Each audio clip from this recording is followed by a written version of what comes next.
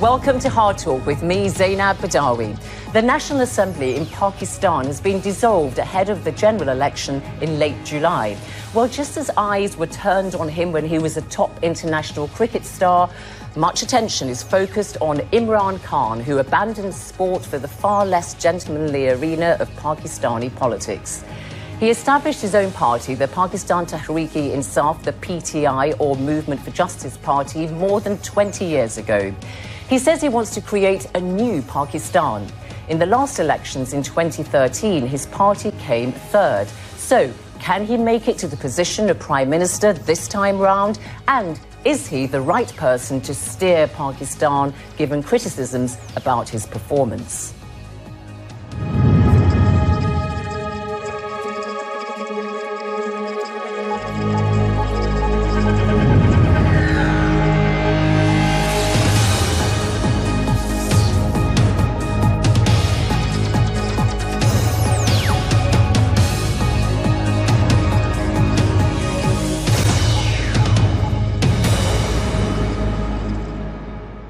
Imran Khan in Islamabad, welcome to Hard Talk. What makes you believe you have the expertise and experience to run a country as complex, populous and diverse as Pakistan? Then the issue with Pakistan is the same issue with most of the developing world. It's a question of governance. So if Pakistan is a governance failure, the reason why we haven't achieved our potential is because we have weak state institutions. And because we have weak state institutions, we cannot collect enough revenues to develop our human beings. So in a nutshell, these are the two issues. To develop our state institutions and then to raise the money to spend on our human beings, on our education, on our health, on our clean drinking water, etc. So but why are you the right person to bring about these changes that I think everybody would agree Pakistan needs? Well, mainly because the two other parties which have been taking powers in the past 30 years, who've been taking turns in getting to power, they failed. And during their time, the state institutions have degenerated. There was a case in the Supreme Court with the former Prime Minister, and the Chief Justice in the Supreme Court said that all state institutions have collapsed in Pakistan. So this has happened during the time these two parties have been in power. You're talking, can I just say that you're talking about the PPP, the Pakistan People's Party, the party led by the Bilawal Bhutto, the Bhutto family, and also the ruling party, the Pakistan Muslim League N, and you're referring to Nawaz Sharif, the former Prime Minister. But look, they may have been discredited in your eyes, but nevertheless, in order for you to do better than these two parties in the election, a March National Gallup poll puts your party, the PTI, at 24% and the ruling PMLN at 36%. So you've got a huge mountain to climb to do better. Then these surveys are quite misleading. I mean, if you look at the election which David Cameron contested in England, they were supposed to be level with the Labour Party, and there was a landslide victory. So this is a spot. This is what might have been the survey at the time. But when the election time comes and when parties come up with their manifestos and when the electorate has to make up its mind, that's really when the swing takes place. And we believe that this is the time that my party, Tehreek-e-Insaf, I feel that this is the time PTI is going to win the election in a landslide. But really, I mean, I have to put it to you. You say, oh, well, you can always dismiss polls. But for example, let's take the state of Punjab, the biggest in Pakistan. You can't really win a national election unless you carry Punjab with you. It has around 100 million people living there, about half the population of Pakistan. It's held by the ruling PMLN. In February, your party lost badly by a considerable margin in a by-election. Only in February. It does not bode well for you, Imran Khan. Then, in by-elections in Pakistan, if you look at our history, always the party in power wins the by-elections. when PMLN was in the opposition between 2002 and 2007, they lost all the by-elections to PMLQ but won the general election. And same with the People's Party. When that was in power between 2008 and 2013, they won most of the by-elections. So by-election is not a good indicator, but it is the rising popularity of a party. As you get close to the elections, which party is on the ascendant? And I think if you look at the polls, if you go back a year ago, PTI was much further down, and now it is going up. And if you take a poll right now, it's probably level with the PMLN. All right. Listen, you've positioned yourself very much as an outsider, launching a war against a system that you say is corrupt and unjust. You say, I want to create a new Pakistan. But what is new and different about your policies? Because they sound quite similar to some of the things that the other parties are saying. You know, food, shelter and clothing is the slogan for the PPP. You say something similar. So what's new and different about you? Well, the policies of the two main parties have enriched the rich and impoverished the poor. So the gap between the rich and poor in the last 30 years has increased. At the moment, we have a tiny rich island of rich people, and we have a sea of poor people. The difference is getting bigger because of their policies. So how are we going to be different? I again repeat that we are the only party that can build state institutions. For instance, the most difficult institution to build is the police. Now in KP, in the province, Pakhtunkhwa is the province which our party has been in power for 5 years. Every survey says that the best police is right now in KP. Reason being that we have isolated it from political pressure, brought in merit, and as a result, the professionalism of the police has gone up. And the police that was most hit by the Taliban, in 2013, almost 1,000 police had been killed by the Taliban. And it was devastated. Today, it is the best police force. But crime has come down, terrorism has come down. So I'm just saying that parties that destroy institutions, history tells us they can never build the same institutions again. You bring up your record in the province of Khyber Pakhtunkhwa, KP for short, which your party, the PTI, has held for the last 5 years. Let me tell you what Khurshid Shah, an opposition member in the National Assembly, has said about your record there. PTI chief Imran Khan had a chance to implement his agenda during their rule in KP, but he missed a big chance. Khan talks about creating 10 million jobs in the province, but he's not even been able to create 5,000 jobs during his tenure. Fair point? One indication. KP is one province out of all the provinces, 4 provinces in Pakistan. They never re-elect a party. They only give you one chance. So MMA got one chance in 2002, was wiped out in 2008. But this is you of the jobs. You know, you're talking about your agenda. You had a chance to demonstrate that you could deliver, and you haven't. That's the point. Zain, this is what I'm coming to that. Now, ANP got a chance in 2008, got wiped out in 2013. So today, PTI, all surveys in KP, I mean, I'm saying don't listen to what Khurshid Shah says. He has to say those things. But the indication is, how many if you look jobs at have all you the surveys, created? But how many jobs have you created? And I want to ask you also, have you built a new university in KP? Have you built a new hospital in KP? So, first of all, if you look at all surveys today, PTI has doubled its vote bank.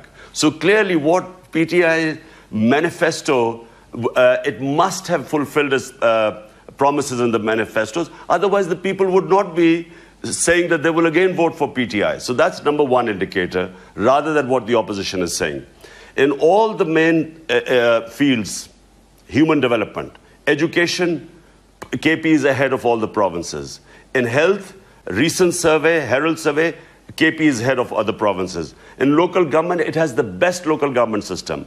Law and order, police, it is the number one. Environment, it has, first time in the history of Pakistan, a province has done so much for the environment, has planted 1 billion trees in 5 years. But have you built a new university, a new hospital in KP? Have you delivered the jobs that you said you were going to deliver? Poverty in KP has been halved. Remember now, first of all, Zain, you must understand, KP was the province most hard hit by the war on terror. Sure. It was devastated. 70% of industry was closed. I'll just give an indication so people know what we were up against. In 2013, in all the three provinces, the bigger provinces, the total number of major terrorist attacks were 99, all put together. In just KP and FATA, adjoining FATA, there were 200 terrorist attacks. KP was devastated. 70% of industry was closed. So people were sheltering in Islamabad. You've talked about... I'm sorry to interrupt you. You've talked about the security situation. I was trying to ask you about your social policy record there. Look, you've talked a lot now about poverty and inequality, and I have to put it to you, Imran Khan, that you yourself may say things on the campaign trail like this: a civilized society is not known by how many big houses are constructed, but how people in the slums live.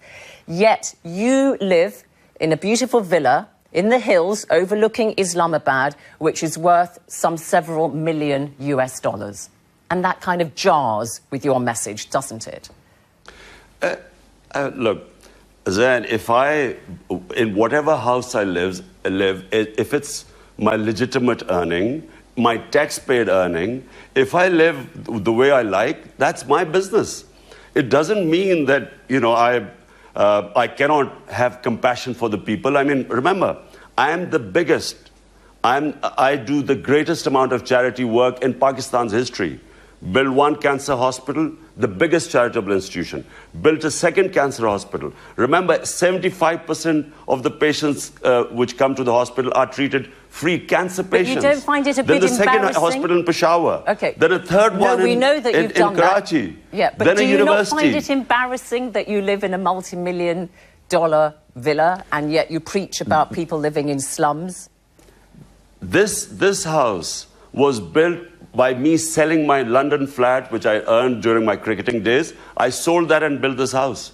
It's no more expensive than that one flat I had in Kensington. All right. So I sold that and built this house. Okay. And this, by the way, was proven in the Supreme Court. I don't know whether you know that. I was in the Supreme Court justifying where I got the money for this house because the Prime Minister was being investigated. All right, let's move on from your personal accommodation and the messages it sends to... you were talking about security and... No, but then hold on a minute. Yes. Look, I mean, this, I again repeat, the amount I bought this place for was that one London flat which I sold. Okay, you made that clear, Imran Khan. Okay, so talking about security and the armed forces and so on, one criticism that you often hear made about you, one person, for example, Maryam Nawaz, the daughter of the former Prime Minister Nawaz Sharif, says you are a stooge and pawn of the Pakistani army. Are you? That's rich coming from Maryam Nawaz. Her father was literally manufactured by General Zia's military dictatorship. But what do you say about the criticism? Because I have to put it to you that he, of course, was removed from power in 1999 by General Pervez Musharraf, and you welcomed his ouster, because obviously you've waged a long campaign against him. And in 2000, you said you would even accept an offer from General Pervez Musharraf to join a government. This is not true. I could have joined General Pervez Musharraf's government in 2001. I had the offer. Yeah. In fact, I was the only party who had the offer who did not join him. And in fact, same General Pervez Musharraf put me in jail. I was the only political leader put in jail by General Pervez Musharraf. But should you... All right, that's you're putting the record straight on that. But again, perhaps you could be a bit more critical of the armed forces. That's another thing that's said about you, and speak more about its excesses. There is concern from human rights organisations like Amnesty International. 2017-18, it says reports continue that security forces were involved in human rights violations, including torture and other ill treatment, arbitrary detention, extrajudicial executions and enforced disappearances. Shouldn't you be highlighting these kind of very serious concerns rather than just saying, oh, we've built up the security forces in KP and so on and so forth? Zain, sure. But first, let me just clear this. You said that Maryam Nawaz says I'm backed by the military. There's a 22-year struggle behind me.